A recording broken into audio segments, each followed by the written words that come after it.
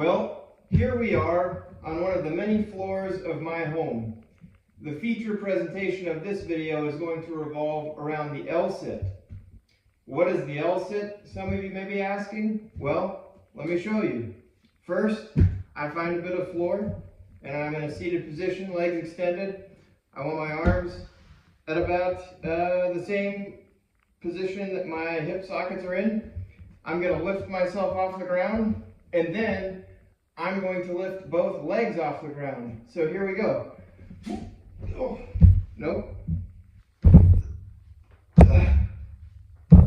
Who am I kidding? I can't do an actual L-sit.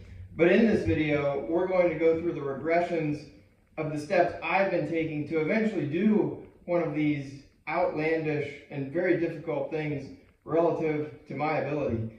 So we're going to walk through 4 basic movements that I'm using in my workup to eventually do this L-sit. And this is a follow along.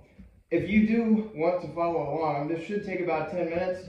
And I promise you, if you go all the way through, you will break a sweat, you will be exhausted, you will be out of breath. So let's go ahead and get started. The first movement that I focus on is what I call alternating iso holds. But first, before we get into those, let's talk about the structure and the technique of what you should do with your upper body. So as you can see, as I mentioned before, arms are at the sides.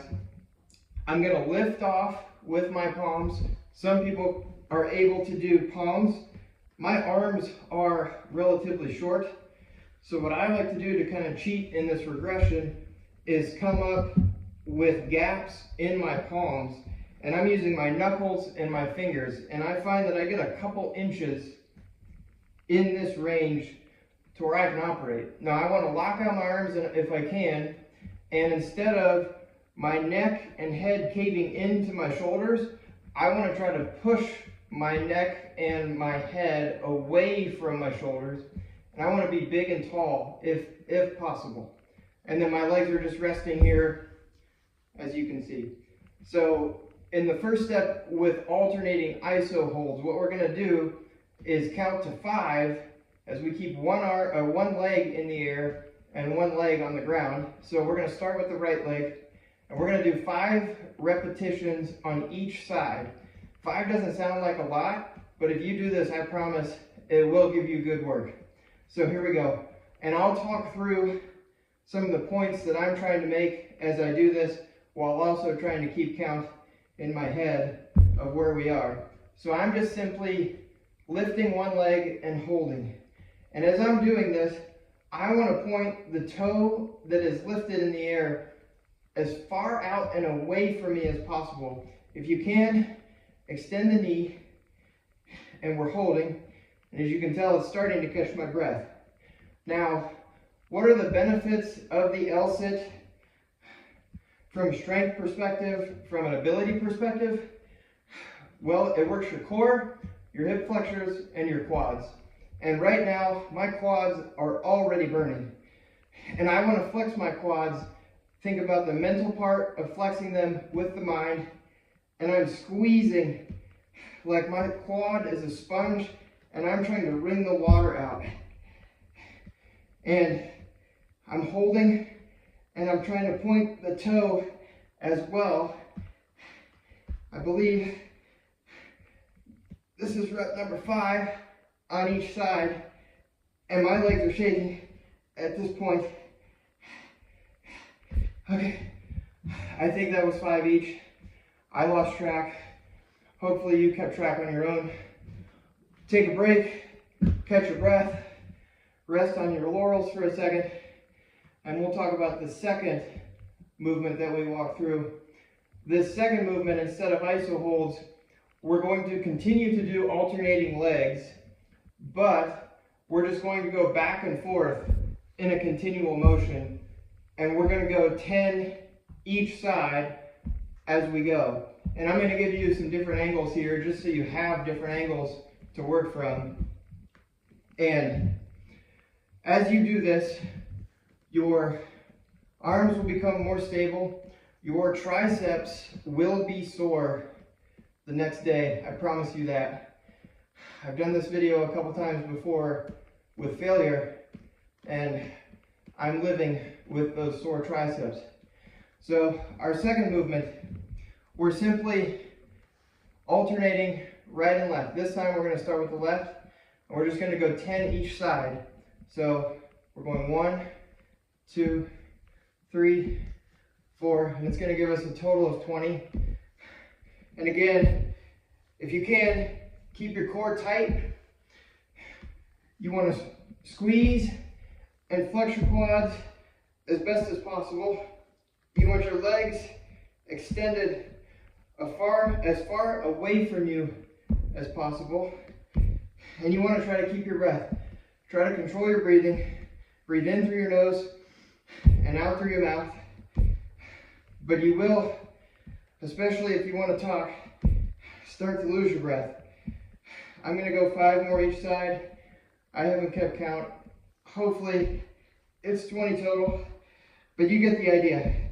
And as you continue to do this, you'll build resilience and strength through this position in itself to eventually do the full L-sit.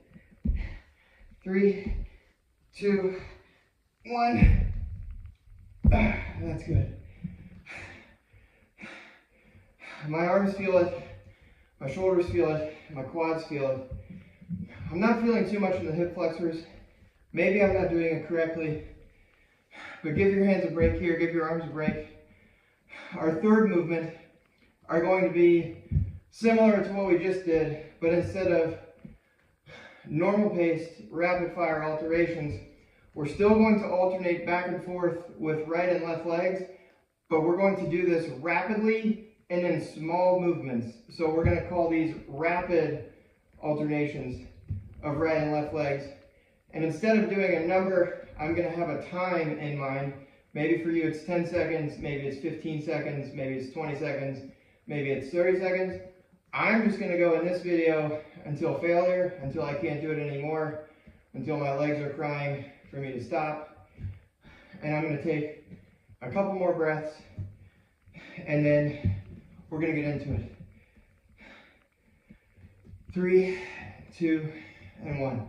All right, again, we're pushing off the ground. Arms are roughly at our hips. And now, I'm not thinking height, but in our previous movements, if you can think height and get height out of this, that's great. But with this third movement, I'm just going as quickly as possible. And this will get loud if you have people that live underneath you. Luckily, there's a vacant basement underneath of me, but I am just going to go with these rapid movements, and brace yourself. Here we go. You'll feel you're giving yourself a millisecond here or there where both feet are off the ground, and you'll feel this most in your core, but it doesn't have to be perfect. Obviously, this is sloppy, and I'm not the best at it, but I can feel a burn, and I can feel the work, and I can feel my forearms now really going. Max effort. I don't have much left. Make sure you're breathing. I don't even know. I don't think that was 20 seconds. I'm guessing that was 15 seconds. But you get the idea. And we have one more movement, the fourth movement, and then we'll do a post-test to see if I'm any closer to the actual L-sit. I think I'll probably be worse because I'll be gassed, but we'll see. The fourth movement are what I like to call kick-ups. And I mentioned in the rapid alterations, having both feet off the ground for a split second. With the kickoffs, it will be somewhat like our second movement where we're alternating. The difference is, as you lower one leg to the ground, before that leg hits, you are to lift the next leg up. So you're getting a split second or a split couple seconds in the air. So in one repetition, that's going to look like this. And so you're alternating back and forth like that. So we're going to try 10 to 15 repetitions of those, and that's going to be it. I'm out of breath. I'm breaking a sweat. I think we may be 10 minutes in. If you're following along, I promise you'll feel good about what you're doing here. And you will be stronger in your core. You will have stronger quads. You'll have stronger hip flexors. And you'll just be a better all-around athlete in whatever you're trying to accomplish. So in this fourth movement, we're going to give it the best we have. So I'm going to start with the right, and I'm going to switch. That's 2, that's 3, that's 4. And the higher you start, the more lag time you give for that other leg to suspend in the air. And this will get sloppy, but that's okay. Again, you want the burn, and you want to try to remember to breathe. And I don't have anything left. And that is it. We'll take a couple breaths here. Those are the 4 movements for the L-sit that I've been working on. There are probably more variations that you can come up with, but I stuck to those 4. I can't say that I've put consistent effort, 3 or 4 days a week into the L-sit, but I'm going to start. And I'm guessing this will take a month to maybe hold a second off the ground. That equates to what, 12, 15 workouts. And you can obviously mix this in with your other training, but it's great for the core, and the core serves us in everything that we do. So to finish, I'll try a post test, and if I can do the full L-sit, I'm going to give my arms a bit of a break here. If you've watched this far, thank you. Please give this video a like and a subscription if you're feeling generous. And leave a comment below on if any one of these 4 movements worked for you the most, or made you feel the most amount of burn, or didn't challenge you at all. But here we go. We'll try full L-sit here. Well, you can't really see if my backside is off the ground. We'll go full side. We're off here, and here we go.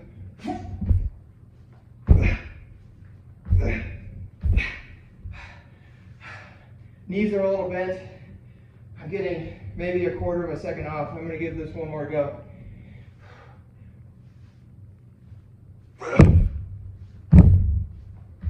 Sorry, I'm not quite there. But I hope you found this video helpful. And I hope this is something that you can plug in to your workouts that you're already doing. And if you can already complete this, awesome. I think it's a great feat. And hope you guys have a great rest of your day.